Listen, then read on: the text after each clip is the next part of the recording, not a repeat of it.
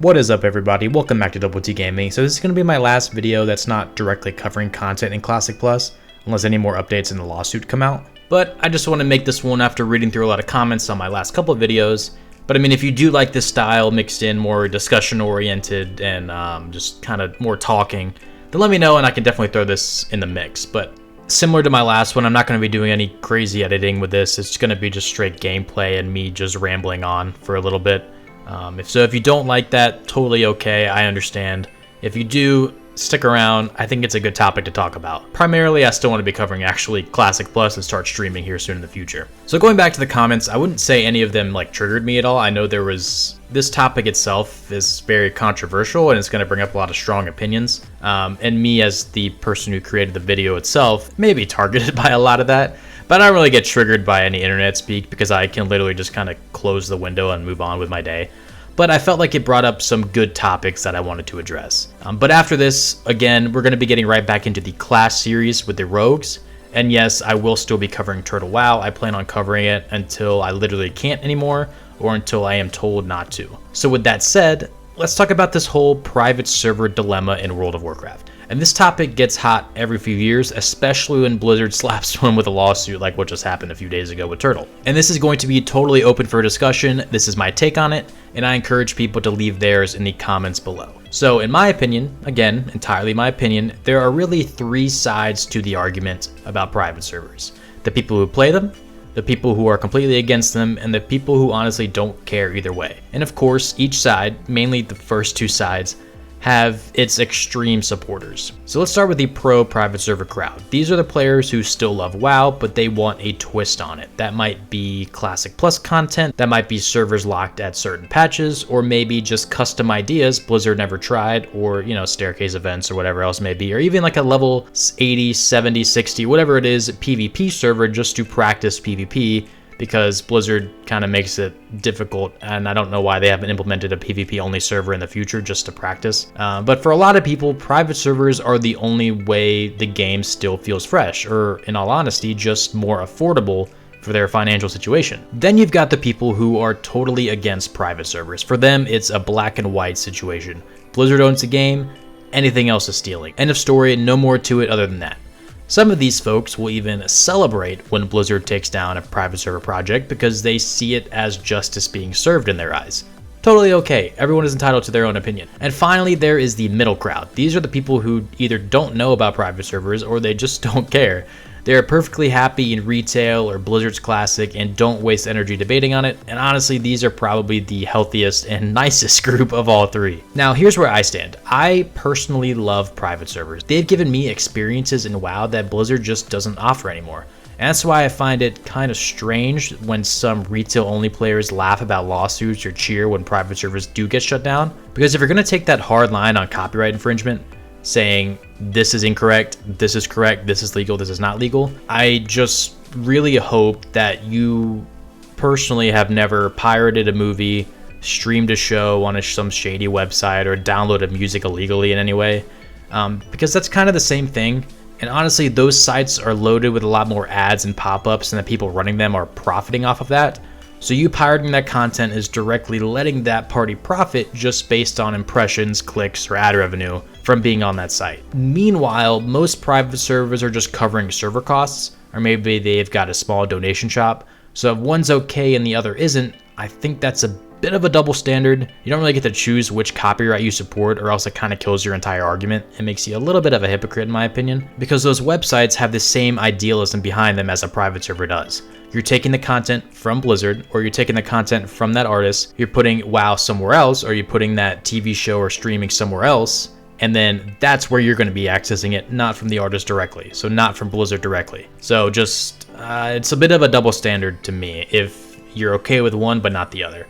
But I do understand with these private servers that there are sometimes some definite shady stuff going on, and even with some of the ownership with Turtle WoW and taking donations or running some type of big scam ring, and that is an entirely other topic, and yes, that is bad. I'm not saying that is not bad. But when you do donate to a server, and I think it's probably the minority of people that actually do, you are making a conscious choice to do that. The average player is not going to be spending money on this free game.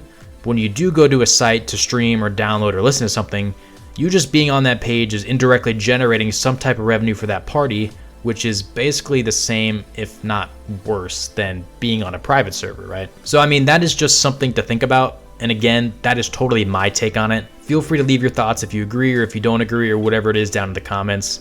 And this isn't meant to be attacking anyone. I think it's just interesting discussion to have and another viewpoint to take on the hard stance against copyright infringement. So moving on to the more community side of things, and a reason I personally am for private servers is that one of the things I've noticed is that private servers sometimes feel a lot more in touch with players than Blizzard itself. So like a private dev team like Turtle WoW might tweak some classes, rebalance bosses, or just add content that the community actually asked for. Blizzard, being a massive corporation, has to move way slower and with a lot more red tape. But that doesn't make Blizzard bad, but it does explain why people feel more connected to these smaller community-driven projects. Now, I don't play retail like at all. I've usually try every expansion just because it's linked to something in Classic now, but I haven't actually raided or hit max level in years. So I don't really know the answer to this, but do you guys feel like Blizzard still listens to players at a good pace, or do you feel like it was way better back in the day? Like if Blizzard were to implement like a voting system like OSRS does, where you can vote on new features or content or whatever it may be, I think that would be massive for WoW and a huge way to get the community back involved with the retail version of the game. Or even if they did introduce that to Classic, kind of like what OSRS did, then I think that would be a huge success, and I don't think there would be any downside to that. And I mentioned this earlier, this is not just about vanilla private servers. There are tons of other projects out there.